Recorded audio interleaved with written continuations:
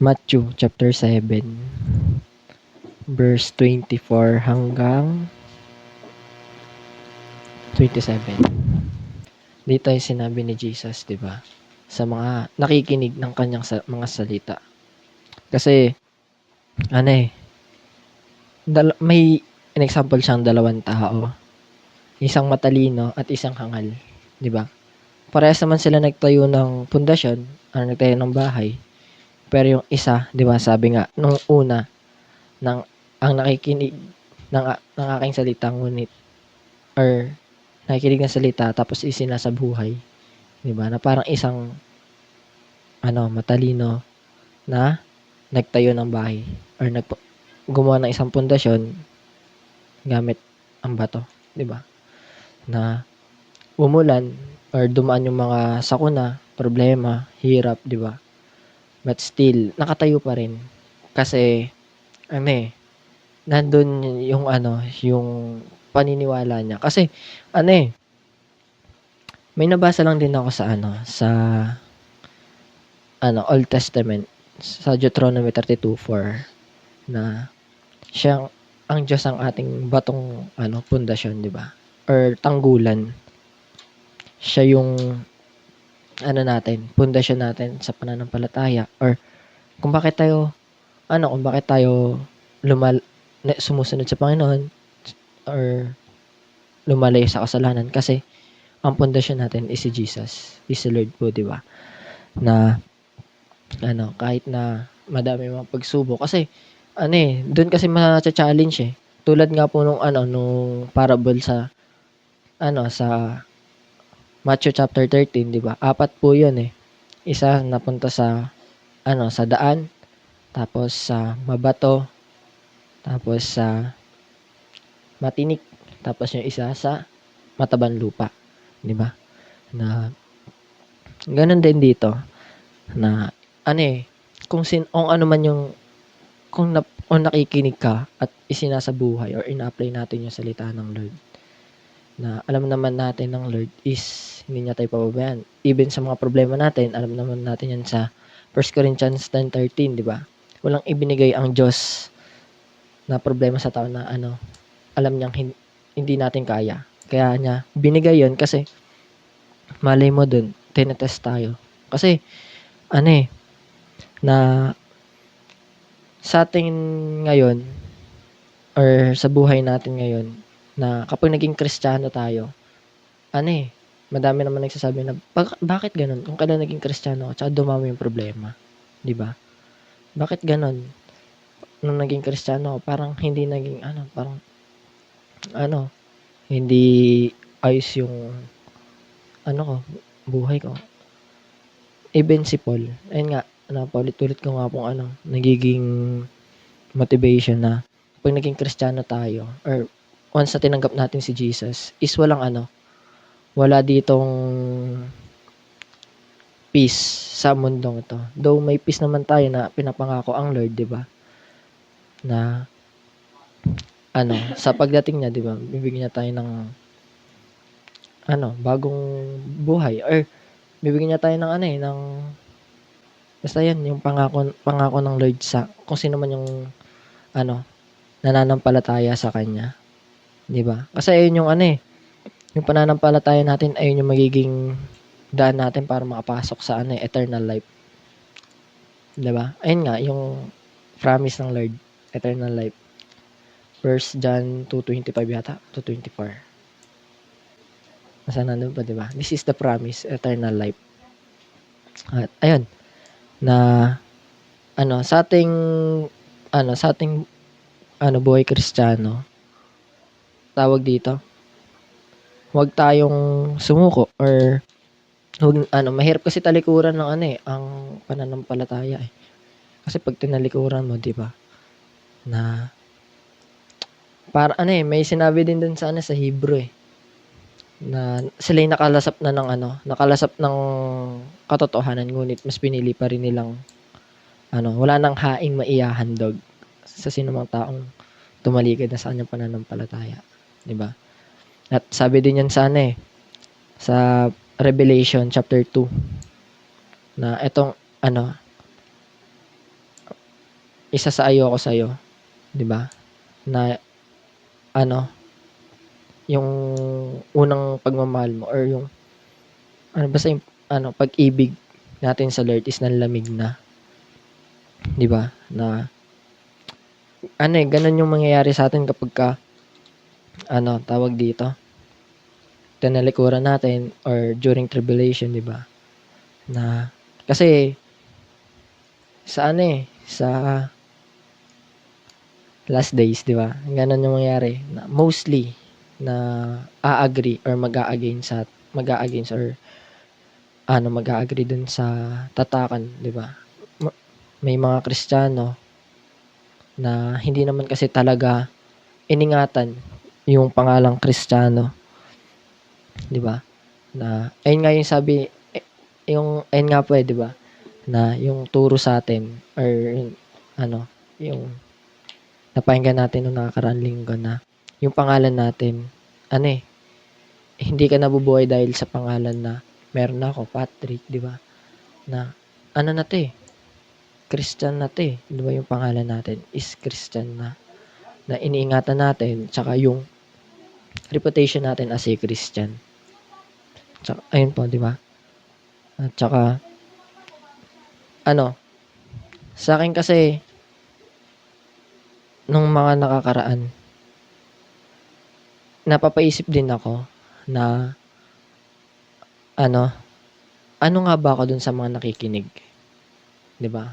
Isa ba ako sa tao na nagtayo ng bahay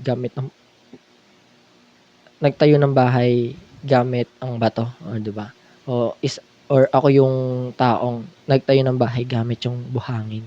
Kasi sabi dun sa nagtayo ng bahay gamit ang buhangin. Umulan ng malakas, binayo at 'di ba? Ngunit ito'y nagiba. Ayun yung mga taong pagdating ng problema is nakakalimot na ng mga narinig nilang salita, or kapagka nandiyan na yung basta yung mga paghihirap sa buhay, nakakalimutan na yung word na narinig. Tsaka dun din sa dun sa Matthew chapter 13, 'di ba? 4 'yun. Inisip ko na kasi ako mabilis mapukaw yung attention ko ng iba, then mabilis din naman mawala, gano'n. Kaya sabi ko na kung yung word of God ba sa puso ko may kahati na ibang attention. Kasi gano'n yun sa yung sa tawag dito sa matinik, 'di ba? Na siya, yung basta may kahati siya, 'di ba? Sa pag-growth ng isang halaman. Though naggo-growth naman pero may kahati, mabagal nga lang siya mag-growth. And the end of the day, namamatay siya. Sa ating pagiging Kristiyano na kahit na maghihirap tayo. Kasi yung problema andiyan lang 'yan. At palaging nasa buhay natin 'yan, hindi na mawawala 'yan. Na isa rin sa sinabi ni Paul, 'di ba? Na sa takbuhin, tumakbo tayo. Na yung takbuhin natin is tapusin natin. 'Di ba? Nasa tayo, race. Na yung prize is ayun nga, yung pangako ng Lord sa atin na yung bagay na hindi natin nakikita, 'di ba? Sabi sa 1 Corinthians 2:9, hindi pa nakikita ng mata, ni naririnig ng tenga o sumasagi sa isip ng tao ang bagay na inihanda ng Diyos para sa taong umiibig sa Kanya, 'di ba? Na andon yung prize natin kung patuloy tayong magiging Kristiyano or iniingatan natin, 'di ba? Or nakikita na isa sa buhay natin yung yung salita ng Lord. Kasi may nasasabi lang din kasi sa'kin yung mga tao sa bahay na ganyan, ganyan ba talaga ganyan ba talaga 'yan? 'Di ba nagsisimba 'yan? 'Di ba? Ta's ayun, simula nung narinig ko uli 'yun, sabi ko, parang lumalala ako. Kasi, ayun nga po, lagi kami nag-aaway ng kuya ko, ng pinsan ko, and sabi ko, hindi na ako nakikitaan bilang isang parang hindi nakikita sa akin yung ilaw, 'di ba? Sabi nga ng Matthew na kayo ang ilaw at asin. Kumbaga, yung ilaw hindi nakikita sa akin. Yung kung paano mabuhay ang isang Kristiyano. Sabi ko, tagilid ako dun Tumagilid ako. Kaya sabi ko, anong kailangan kong gawin? Kasi yung simula nung na-topic yung reputation, image mo sa tao, 'di ba? Na pag sinabing, ayan si Patrick, ayan yung apo ni ganito ganyan. Walang galang, walang modo, 'di ba? Kapagka sinabi ng ibang taong gano'n, kasi 'di ba, tanda naman po natin sinabi ni Jesus sa John chapter 5, 'di ba? 31 verse 31. Kung ako magsasabi mahina ang aking patotoo, hayaan ninyo ang ibang magsabi, 'di ba? Kasi kapag iba kapani-paniwala, pero 'pag ikaw hindi, na sinasabi mong Kristiyano ako, mabait ako. Kaya mga nung mga nakaraan linggong usapan or topic nung pagka Sunday service, na napapa-realize ako na na nagkamali or tawag dito, na-miss ko yun, yung pag-iingat sa sa pangalang Kristiyano or pangalang Christian. Kasi na nakikinig ako ng word at the same time nalalabag ko rin naman, 'di ba? Na tulad nun, nagse-share ako, pero at the same time na ko din na parang nagiging hypocrite po ako, eh. Sabi nga ng Romans, bakit ka nagtuturo na masama magnakaw? Masama yung mga ganyan, pero ginagawa mo rin naman, 'di ba? Na parang nagiging hypocrite, 'di ba po? At ayun, na napapa-realize na lang ako na siguro hindi ako yung matabang lupa. Kasi hindi ako nakikitaan bilang isang Kristiyano. Kaya sabi ko na gusto kong baguhin 'yun, yung reputation ko sa kanila, sa labas. Kasi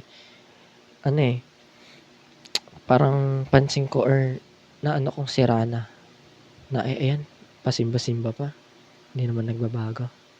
Ayun, na masakit pero kasi totoo, 'di ba? Sabi nga, kung paratangan ka man nila or sabihan ka man nila or siraan ka man nila at kung alam mong mali, okey lang 'yun. Pero kung alam mong tama, 'di ba, na andun na yung parang siyempre kahihiyan. Tsaka mahirap din yung yung tawag dito, baguhin. Siguro kung may chance, 'di ba, na ipakita na hindi na ikaw yung dating ikaw. Kasi ang tao, may mabilis maniwala, may mga hindi agad naniniwala. Even nga kahit nga mga tao dati, 'di ba? Nung lang din, yung tawag dito, yung parable or yung sa mayaman kay Lazaro tas yung sa taong mayaman, 'di ba? Yung mayaman na yun, sabi niya na or sabi ni Moses doon ni Abraham ba yun? Ni Abraham. Na sabi niya na kahit magpadala ako doon or gumawa ako or magpagawa ako ng himala doon, nasa sa kanila kung maniniwala na sila. Kasi kahit may mga taong gumagawa na ng himala, hindi pa rin naniniwala, eh. Ang sabi nga 'di ba doon na andun yung salita ng andun yung aklat ng which is ang Bible. Nasa sa kanila na lang kung paano sila mamumuhay or magbabago, 'di ba? At ayun, na kasi may mga tao na cease to believe tulad nung pagkabuhay ni Jesus, 'di ba? may hindi agad naniwala na sabi niya na, kalimutan ko anong pangalan nun eh. Sabi niya, kahit ilulusot ko yung aking daliri, di ba? Na, ayun, nung nakita niya si Jesus, doon siya naniwala na, buhay, muling nabuhay si Jesus, di ba? Na, ano, na naniwala siya, may mga ganong tao na si is to believe. Or may tao naman na mabilis maniwala kahit hindi mo sabihin, or kahit naman na, kasi sa ano pa lang natin, sa gawa, nakikita na tayo'y Kristiyano, di ba? Na minsan kasi, or may lang din talaga ako sa bahay. Natutuwa lang ako. Yung pinsan ko kasi na hindi kumikilos na siya. Ang galing, siya minsan yung nagsasaing, siya minsan yung naghuhugas ng plato, ganyan, di ba? Na nakikitaan ko ng sabi ko na siguro isa na rin yung kung bakit siya kumikilos dahil nga doon sa lola ko. Yung lola ko po kasi may sakit siya. Ang case po kasi ng sakit niya katulad po ng kay Pastor Jess sa bato. At ayun, siguro isa rin po yung way kung bakit siya kumikilos sa bahay. Kaya sabi ko, all things work together for good. Na hindi naman kung nangyari sa itong problema na to, isisisihin mo palagi si Lord. Na kahit na, gulat nga din po kahit wala kaming masyadong income na dumadating, parang namin na nalalagpasan namin yung ganon na may sakit yung lola ko. Tapos yung lolo ko, siya lang yung isa nagtatrabaho. Ganon. Sabi ko na, sapat ng biyaya ng Lord. Palagi. Kaya, na isa rin sa reason kung bakit ayokong bitawan yung faith ko. Even na hindi maganda yung background ko dun sa sa bahay. Or sa surroundings dun. Or kahit na may ganitong problema, struggle, di ba? Na alam naman natin palagi, the end of the day, na hindi tayo pababayaan ng Lord.